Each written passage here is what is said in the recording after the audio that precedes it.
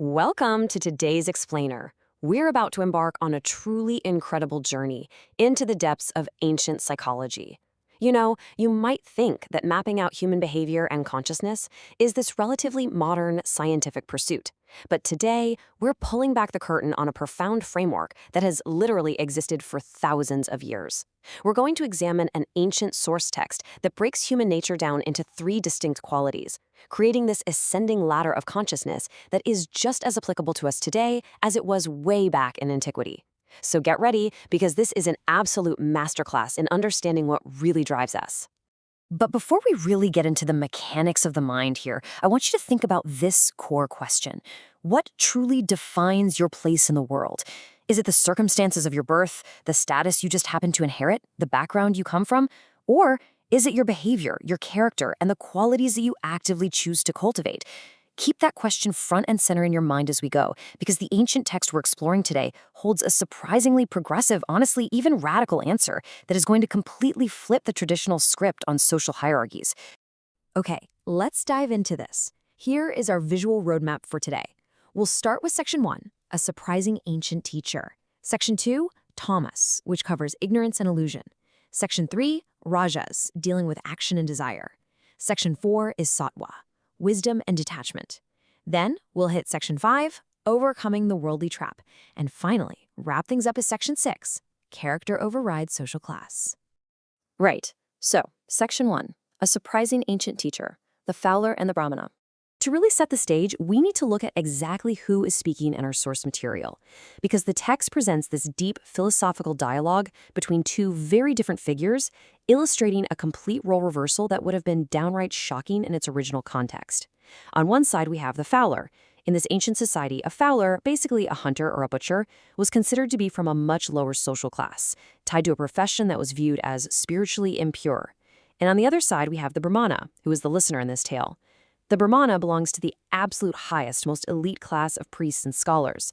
Yet, in our text, it's the lower-class fowler who is actively expounding these incredibly abstruse, complex points to the high-status Brahmana, basically acting as his wise guru. The Brahmana is just sitting there, listening with rapt attention, asking the fowler to explain these subtle topics. It completely shatters our expectations of where wisdom actually comes from. Moving on to Section 2, tamas, ignorance and illusion. The heavy baseline of consciousness. So this is the fowler's first lesson, the absolute lowest rung on our psychological ladder. The Brahmana asks the fowler to describe the three respective virtues or qualities of human nature, and he begins with tamas. Now, according to the text, tamas is defined as being fundamentally characterized by spiritual illusion. It's a state of deep, heavy ignorance. When a person is operating from this quality, there's a distinct lack of energy. It's this stagnant, almost suffocating state of being where clarity is entirely obscured by illusion. The fowler actually gets incredibly specific about what tamas looks like day to day. He notes that someone greatly under the influence of tamas is foolish and senseless. They're given to dreaming, and by that he means they're totally disconnected from reality, just trapped in their own illusions rather than facing the truth. They're idle, unenergetic. And fascinatingly, this lack of productive energy often manifests outwardly as being swayed by anger and haughtiness. We've all had those days, haven't we? Those days where we just feel lethargic, reactive, defensive, and completely unmotivated. Well, that, according to this ancient text, is the heavy gravitational pull of tamas. Which brings us to Section 3, rajas, action and desire, the drive for results. Now, human beings aren't really meant to just stay stagnant forever. Representing a massive step up from the idleness of tamas, the fowler defines rajas as the quality that incites men to action. This is where energy finally enters the picture. An individual operating under the influence of rajas is described as an excellent man who is agreeable in speech, thoughtful, and free from envy. They have a warm temperament. But, and this is a big but, the key defining characteristic here is that they are industrious in action, specifically from an eager desire to reap its fruits. They are working hard, for sure, but they're entirely driven by the reward, the outcome, the paycheck, or the recognition. It is a highly active state, but one that is completely bound by personal desire. Section 4, sattva, wisdom and detachment, the ideal state of being. So we've reached the peak of the mountain here, a realm the text describes as having great grandeur and being the greatest of all the qualities. The fowler paints this beautiful picture of sattva. A person under the influence of sattva is resolute and patient. They're wise, forbearing. Unlike that reactive anger we saw down in tamas, the sattvic mind is completely free from malice and not at all subject to anger. It's a state of incredible calm, clarity, and internal fortitude. But what really separates sattva from the rest of the latter? Now, what's really interesting about this slide is the direct contrast between these two active states, because both rajas and sattva involve being out in the world and actually doing things. But look at the motivation. In rajas, you're industrious in action because you have an eager desire to reap its fruits. You want the reward.